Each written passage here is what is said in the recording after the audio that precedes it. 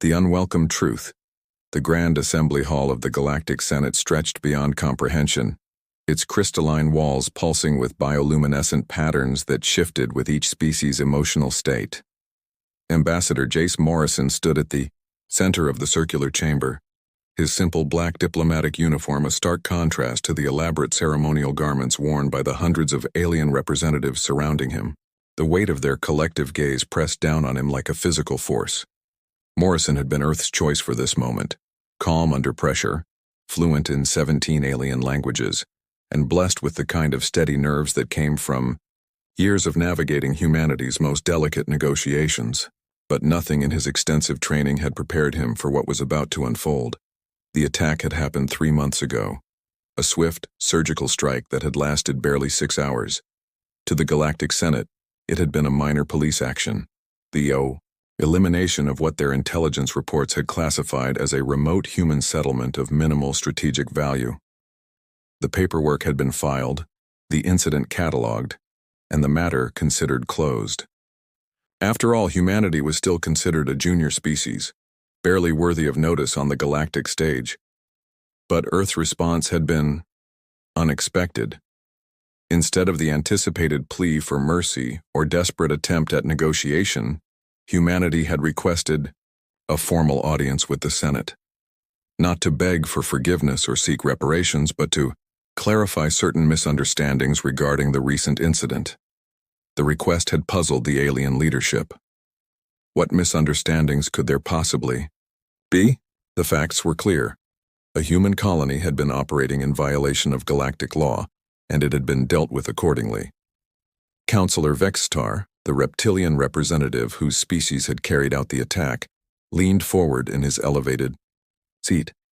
His scales, normally a muted green, had shifted to an aggressive amber, a clear display of irritation. His forked tongue flicked out briefly as he spoke, his words carrying the hissing undertones characteristic of his people. "Human Morrison," Vextar began, his voice echoing through the chamber's sophisticated acoustic system.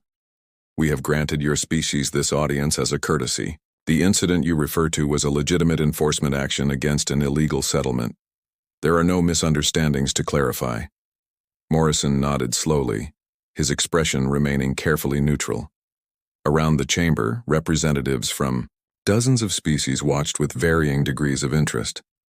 Some seemed bored by what they assumed would be a routine diplomatic formality. Others appeared mildly curious about how this young species would handle their first real encounter with galactic justice. High Arbiter Quindal, an ancient being whose crystalline form had witnessed the rise and fall of entire civilizations, spoke next. Her voice resonated with harmonic frequencies that human ears could barely detect, translated through bioacoustic implants that rendered her words in perfect, emotionless clarity. The settlement in question was established without proper authorization, in a restricted zone. Our intelligence indicated it housed approximately 15,000 inhabitants engaged in unauthorized resource extraction.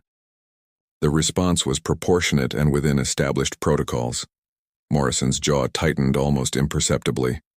He had rehearsed this moment countless times, but the casual dismissal of human life still stung. 15,000 people, scientists, families, children, reduced to a line item in a bureaucratic report. "Honored Arbiter," Morrison replied, his voice carrying clearly through the chamber's acoustics. "There has indeed been a significant misunderstanding. The facility you describe was not an unauthorized settlement." A ripple of mild interest passed through the assembly. Some representatives leaned forward slightly, their curiosity piqued by the human's confident tone. Vextar's scales darkened further. "Human, our intelligence is thorough and accurate. We identified the installation, cataloged its resources, and assessed its strategic value before taking action. It was clearly a violation of territorial agreements." Morrison took a deep breath. This was the moment that would change everything. The revelation that would shift the balance of power in ways these beings couldn't yet comprehend. He had received his final instructions from Earth just hours before the session began. No diplomatic dancing, no careful wordplay, just the truth, delivered with the quiet confidence that had made humanity a force to be reckoned with long before they reached the stars. The facility you destroyed, Morrison said, his voice carrying a subtle edge that made several representatives unconsciously straighten in their seats, was not a colony. It was not an outpost. It was not an unauthorized settlement. He paused, letting the tension build as he scanned the assembled faces, some curious, some dismissive, all unprepared for what came next. It was Earth. The silence that shattered worlds, the reaction was immediate and devastating. The chamber's bioluminescent walls flickered wildly as the emotional resonance of hundreds of alien minds processing the impossible truth created a feedback loop of shock and disbelief. Representatives who had been casually observing the proceedings suddenly focused with laser intensity on the human standing calmly at the chamber's center. Bextar's scales went completely white, a display of shock so profound that several species translators struggled to find equivalent expressions. His voice, when he finally managed to speak, had lost all trace of its earlier arrogance. That cannot be accurate. Our intelligence clearly indicated. Your intelligence was wrong, Morrison interrupted, his calm tone cutting through the rising cacophony of alien voices. What you identified as a minor colonial settlement was the primary population center of humanity's homeworld. The 15,000 casualties you mentioned so casually were not illegal settlers. They were civilians, families, children, people who had never left the planet of their birth. High Arbiter Quindal's crystalline form had gone completely still. Its usual subtle movements ceased as the ancient being processed the implications. When she spoke, her harmonic voice carried undertones of something that humans might have recognized as horror. You are claiming that the enforcement action was directed against your species' primary world? I'm not claiming anything, Morrison replied. I'm stating a fact. Earth, the third planet in the Sol system, home to 12 billion human beings, was attacked by Galactic Senate forces 3 months ago. The minor settlement your intelligence reports described was actually the city of New Geneva, one of our primary research and diplomatic centers. The chamber erupted. Representatives leaped to their feet, their voices creating a symphony of confusion and alarm that overwhelmed the translation systems. Some species' emotional displays manifested as wild color changes, others as subsonic vibrations that made the chamber's crystal structures resonate ominously. Through it all, Morrison stood motionless, waiting for the chaos to subside. He had expected this reaction. Earth's analysts had predicted it almost perfectly. The Galactic Senate operated on assumptions of superiority and control that made them vulnerable to exactly this kind of intelligence failure. They had been so certain of humanity's insignificance that they had never bothered to verify their most basic assumptions. Counselor Vexitar was the first to regain his composure, though his scales remained an unsettling pale shade that suggested barely controlled panic. If what you claim is true, then why was there no immediate response? Why did your species not retaliate immediately? Morrison allowed himself the ghost of a smile. Who says we didn't? The hidden war. The question hung in the air like a physical presence, its implications spreading through the assembled minds like ripples in a pond. Representatives began checking their personal communication devices, their expressions growing increasingly troubled as they accessed recent intelligence reports. Captain Nora Blake, watching the proceedings from the human delegation's observation gallery, felt a surge of professional satisfaction. The past 3 months had been a masterclass in asymmetric warfare, and the aliens were only now beginning to realize they had been under attack the entire time. High Arbiter Quindal's crystalline form began to pulse with rapid color changes. A sign of extreme mental activity that veteran diplomats recognized as barely controlled alarm. What do you mean by that statement, Ambassador Morrison? Morrison clasped his hands behind his back, his posture relaxed but commanding. In the 3 months since the attack on Earth, 17 major Galactic Senate facilities have experienced what your reports have classified as system malfunctions. Communication relays have gone offline. Supply shipments have been mysteriously delayed or misdirected. Patrol fleets have found themselves stranded in empty systems with their navigation computers corrupted. The chamber's temperature seemed to drop as the implications sank in. Vextar's voice, when he spoke, carried a tremor that his species' natural intimidating presence couldn't entirely mask. You're suggesting that these incidents were not malfunctions but deliberate sabotage? I'm not suggesting anything, Morrison replied calmly. I'm informing you that humanity has been at war with the Galactic Senate for 3 months. The only difference is that we've been fighting a war you didn't know you were losing. From her position in the observation gallery, Captain Blake watched as the alien representative struggled to process this revelation. Earth's strategy had been brilliant in its simplicity. Strike at the infrastructure that held the galactic community together while maintaining plausible deniability. No dramatic fleet battles, no obvious acts of war, just a steady degradation of the systems that the Senate took for granted. The beauty of it was that the aliens had done most of the work themselves. Their overconfidence had made them careless. Their bureaucracy had made them slow to respond, and their assumption of human weakness had blinded them to the carefully coordinated campaign being waged against them. Sovereign Krethak, an ancient hive mind whose collective consciousness spanned multiple worlds, finally spoke. Its voice resonated with the combined thoughts of billions of individual minds, creating a sound like distant thunder. If this is true, if your species has indeed been conducting warfare against the Senate, then this assembly must consider you a hostile entity. The consequences of such actions could be severe. Morrison's expression didn't change, but something in his posture shifted, a subtle alteration that made him seem suddenly more dangerous despite his human fragility.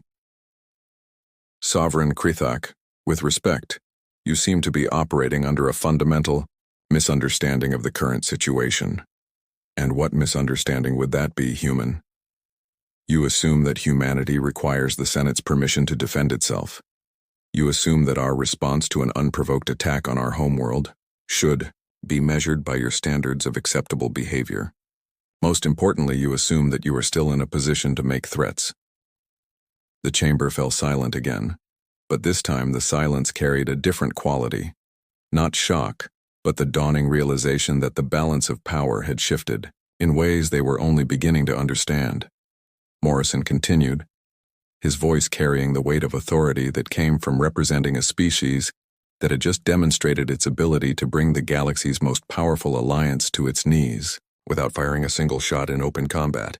3 months ago, you made a decision based on incomplete intelligence and arrogant assumptions. You attacked Earth believing it was a minor colonial outpost that could be eliminated without consequence. You were wrong on both counts. He paused, allowing his words to sink in. The question now is not whether humanity will continue to defend itself. That decision was made the moment your forces opened fire on civilian targets. The question is whether the Galactic Senate is prepared to face the consequences of that choice. The implications of his words created a new wave of tension through the chamber. This was no longer a diplomatic hearing about a minor incident. It had become a declaration of war delivered with the calm confidence of a species that had already proven its ability to wage it effectively. High Arbiter Quindal's ancient consciousness grappled with concepts that challenged everything the Senate believed about galactic order. What do you want from us, Ambassador Morrison? Morrison's response came without hesitation, delivered with the finality of an ultimatum. Justice, accountability, and the assurance that no other species will suffer the fate you intended. For humanity. He looked around the chamber, meeting the gaze of representatives who had moments before considered him beneath their notice. The war you started 3 months ago ends in one of 2 ways. With the Senate acknowledging its mistakes and working to ensure they never happen again, or with humanity demonstrating why attacking Earth was the greatest strategic error in galactic history. The assembly sat in stunned silence, finally understanding that they were no longer the ones in control of this situation. The young species they had dismissed as insignificant had just revealed itself to be something far more dangerous, a civilization that had learned to fight wars their enemies didn't even know were being waged. And somewhere in the depths of space, human fleets continued their silent campaign, waiting for word from their ambassador about whether the galaxy was ready to learn the true price of underestimating Earth. The emergency session convened 12 hours after Ambassador Morrison's revelation. But the Galactic Senate chamber bore little resemblance to the orderly assembly that had witnessed humanity's bombshell. Representatives huddled in heated discussions, their various forms of communication creating a cacophony that overwhelmed the translation systems. The chamber's bioluminescent walls flickered erratically, responding to the collective emotional turmoil of hundreds of species grappling with a reality they had never imagined possible. Admiral Trent Calhoun stood in the human delegation's private quarters, reviewing intelligence reports that painted a picture of a galaxy-wide infrastructure on the verge of collapse. At 62, Calhoun had spent his entire career preparing for this moment, the day when humanity would have to prove that their quiet confidence was backed by devastating capability. His weathered face, marked by decades of military service, showed no emotion as he processed the latest updates from Earth Command. "Admiral." Captain Blake's voice carried a note of satisfaction as she entered the briefing room. "Our monitoring stations are picking up massive fleet movements across 17 sectors. They're finally taking us seriously." Calhoun nodded, his gray eyes never leaving the holographic display that showed the galactic political map in real time. Red indicators marked the locations of system malfunctions that had crippled Senate operations over the past 3 months. The pattern was beautiful in its complexity, a web of coordinated strikes that had systematically dismantled the infrastructure holding the galactic community together. "Any word from Morrison?" Calhoun asked. "He's been in closed session with the Senate leadership for 6 hours. Whatever they're discussing, it's got them spooked. Our sources indicate that Sovereign Krethak has activated its full collective consciousness for the first time in 3 centuries. Calhoun's expression remained impassive, but Blake caught the slight tightening around his eyes that indicated deep thought. The Admiral had been Earth's primary strategic planner for interstellar conflicts long before first contact had been established, while diplomats like Morrison handled the political aspects of humanity's expansion into the galaxy. Calhoun had been preparing for the day when those politics would inevitably break down. "Status of our assets?" he inquired. "Operational and awaiting orders," Blake replied. "Commander Reeves's teams are in position at 12 key locations. 1 word from you, and we can shut down galactic commerce entirely within 48 hours. The Ancient's Dilemma." Meanwhile, in the Senate's most secure conference chamber, Sovereign Krethak faced a crisis that challenged every assumption its collective consciousness had held for millennia. The hive mind's billions of individual components processed information with computational speed that surpassed most artificial intelligences, yet they found themselves struggling to comprehend the strategic implications of humanity's revelation. Emissary Nalthara, one of the few individual beings capable of interfacing directly with the Sovereign's collective thoughts, served as interpreter for the other assembled leaders. Her elegant, almost ethereal form shimmered with the bioluminescent patterns that indicated deep concentration as she translated the hive mind's rapidly shifting conclusions. "The Sovereign's analysis indicates that humanity's campaign has been far more comprehensive than we initially understood," Nalthara reported, her melodic voice carrying undertones of barely concealed alarm. "The incidents we attributed to normal system degradation show clear patterns of coordination. They've been systematically targeting our most vulnerable infrastructure points."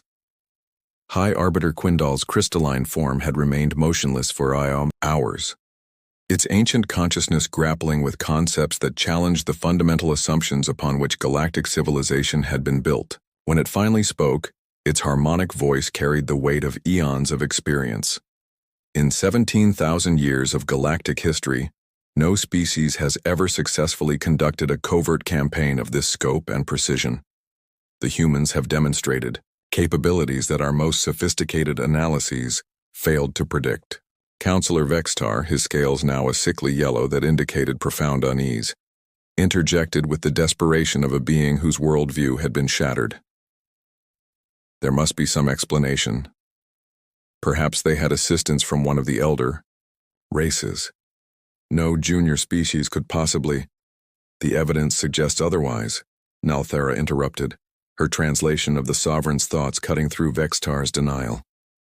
"The Sovereign's collective analysis indicates that humanity's approach to warfare is fundamentally different from anything in our historical records. They don't seek to dominate through superior force. They seek to render their enemies incapable of effective response. The implications were staggering. For millennia, the Galactic Senate had maintained order through a careful balance of military might and political maneuvering. Species were ranked according to their technological capabilities and fleet strength, with conflicts resolved through either diplomacy or overwhelming force applied by the Senate's combined military assets. But humanity had proven that this entire system was vulnerable to an approach that none of them had anticipated, a form of warfare that struck not at military targets, but at the fundamental systems that allowed galactic civilization to function. They had turned the Senate's own size and complexity against it, using the vast bureaucracy and infrastructure as vectors for attack rather than sources of strength. The hidden fleet commander Silas Reeves materialized from the shadows of the derelict mining station, his stealth suit's active camouflage systems powering down with a barely audible hum. Around him, 24 of Earth's most elite operatives completed their final preparations for what would either be the greatest military operation in human history or the opening move of humanity's extinction. The mining station had been abandoned. For decades, its useful minerals long since extracted by the Krellian Mining Consortium. To galactic intelligence networks, it remained exactly what it appeared to be, a forgotten relic in an insignificant system.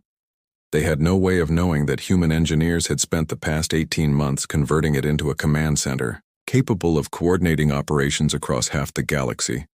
"Status report," Reeves commanded, his voice carrying the authority of a man who had spent his career executing missions that officially didn't exist. Lieutenant Torres, her face illuminated by the pale glow of her tactical display, responded without looking up from her console. "All teams are in position. We have assets at Nexus Prime, the Centauri Gate, the Vegan Communication Hub, and 9 other critical infrastructure points. One signal from Admiral Calhoun, and we can initiate Blackout Protocol." Reeves nodded grimly. Blackout Protocol represented humanity's nuclear option, a coordinated strike that would simultaneously cripple every major communication relay, transportation hub, and data processing center in Senate space. It would effectively reduce galactic civilization to isolated planetary systems, unable to coordinate responses or maintain the complex trade networks that sustained their advanced societies. The beauty of the plan lay in its simplicity. Rather than attempting to match the Senate's military might through conventional means, humanity had chosen to attack the very foundations that made that military might possible. Without communication systems, Senate fleets would be unable to coordinate their movements. Without transportation hubs, they couldn't maintain supply lines. Without data processing centers, their advanced civilizations would be reduced to pre-industrial conditions within weeks. "Any word from the diplomatic team?" Reeves inquired. "Ambassador Morrison is still in session with the Senate leadership. Captain Blake reports that galactic fleet movements suggest they're mobilizing for a major response, but they're having coordination problems." Torres allowed herself a slight smile. Apparently, several key communication relays experienced unexpected malfunctions just as they were trying to organize their forces. The final ultimatum. Back in the Senate chamber, Ambassador Morrison faced a collection of beings whose entire understanding of galactic order had been shattered in the space of a few hours. The revelation that Earth was humanity's homeworld had been devastating enough, but the subsequent evidence of humanity's covert campaign had transformed what should have been a routine diplomatic hearing into an existential crisis for the galaxy's ruling powers. High Arbiter Quindle's crystalline form pulsed with patterns that indicated deep analytical processing. "Ambassador Morrison, your species has demonstrated capabilities that challenge our fundamental assumptions about galactic warfare. The question now is what you intend to do with those capabilities." Morrison remained standing at the chamber's center, his posture relaxed but commanding.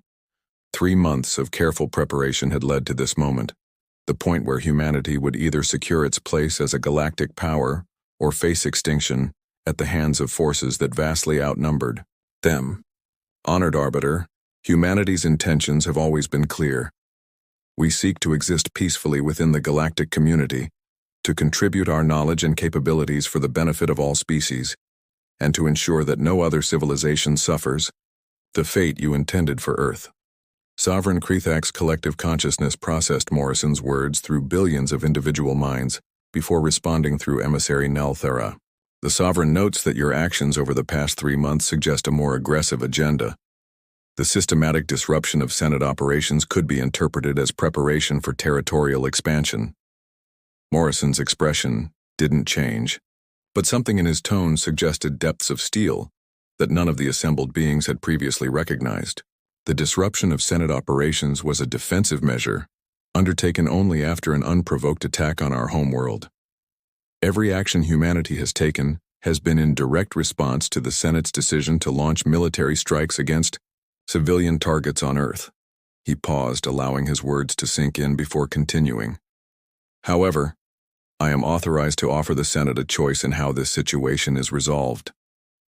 The chamber fell silent, the weight of Morrison's words creating a tension that seemed to press against the crystalline walls themselves. Representatives who had moments before been debating military responses now focused their complete attention on the human who had just offered them what might be their only chance to avoid a conflict they were beginning to realize they couldn't win. The first option, Morrison continued, is for the Senate to acknowledge its mistakes, provide reparations for the lives lost in the attack on Earth, and work with humanity to establish new protocols that prevent similar tragedies in the future. In exchange, humanity will share the technological innovations that made our defensive campaign possible, benefiting all species in the galactic community. Councillor Vexitar leaned forward, his scales shifting to a cautious green. And the second option? Morrison's smile was cold enough to freeze stellar plasma. The second option is for the Senate to continue treating humanity as a minor threat that can be eliminated through conventional military action. In that case, you will discover exactly why the beings who created us called our species the children of a death world, and why we've spent our entire evolutionary history learning to survive in conditions that would kill most galactic species within hours. The implications hit the assembled representatives like a physical blow. Earth's reputation as a death world was well documented in galactic databases, a planet whose environmental conditions were so extreme that most species required extensive life support systems just to survive on its surface. What they had never considered was what that environment might have produced in terms of its native inhabitants' psychological and strategic capabilities. High Arbiter Quindal's harmonic voice carried undertones of something that humans might have recognized as respect. You are saying that humanity's response to the attack on Earth was restrained? I'm saying that the past 3 months have been humanity's way of demonstrating our capabilities without causing unnecessary casualties, Morrison replied. Every system malfunction, every communication failure, every misdirected supply shipment was carefully calculated to minimize loss of life while maximizing strategic impact. We've been fighting a war designed to prove our point rather than eliminate our enemies. He let that sink in before delivering his final words. But if the Senate chooses to escalate this conflict, humanity is prepared to fight a very different kind of war. And I assure you, Honored Arbiter, you do not want to discover what a death world species is capable of when survival is at stake. The New Order. 6 months later, Admiral Calhoun stood on the observation deck of Earth's newest orbital facility, watching as the first joint human-alien research vessels departed for deep space exploration missions. The crisis that had begun with a single intelligence failure had ultimately transformed the galactic community in ways that none of them could have anticipated.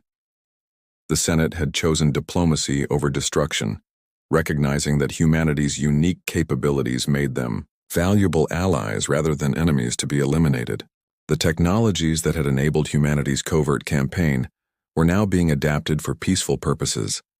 Communication systems that were immune to interference, transportation networks that could function independently, and defensive capabilities that made unprovoked attacks virtually impossible. Captain Blake approached, her expression carrying the satisfaction of a military officer who had achieved victory without firing a shot in open combat. The latest reports from the border regions indicate that piracy incidents have dropped by 90% since the new security protocols were implemented. Turns out that most raiders weren't prepared to deal with targets that could defend themselves. Effectively, Calhoun nodded, his attention focused on the larger implications of humanity's emergence as a galactic power. And the other species' response? Mixed but generally positive. The younger civilizations see us as proof that the old power structures can be challenged. The elder races are concerned about the precedent we've set, but they're adapting. Most importantly, the Senate has established new protocols for investigating intelligence reports before taking military action. The changes had been more profound than anyone had anticipated. Humanity's demonstration that size and raw military power weren't the only factors in galactic conflicts had forced every species to reconsider their strategic assumptions. The careful balance of power that had maintained stability for millennia had been replaced by something more complex, but ultimately more resilient. A system based on mutual respect rather than simple dominance. From his position overlooking Earth's orbital infrastructure, Calhoun could see the bustling activity of a civilization that had successfully transitioned from an isolated world to a galactic power. Human ships worked alongside alien vessels, their crews collaborating on projects that would have been impossible just months earlier.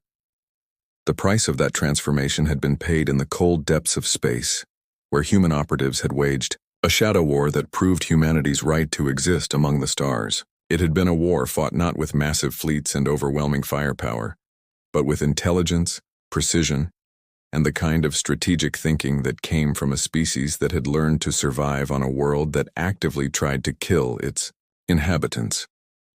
As the last of the joint exploration vessels disappeared into hyperspace, Calhoun allowed himself a moment of satisfaction. Humanity had faced its first major test as a galactic species and emerged not just victorious but transformed. They had proven that the children of Earth were ready to take their place among the stars, not as conquerors, but as the kind of allies that other species would think twice before threatening.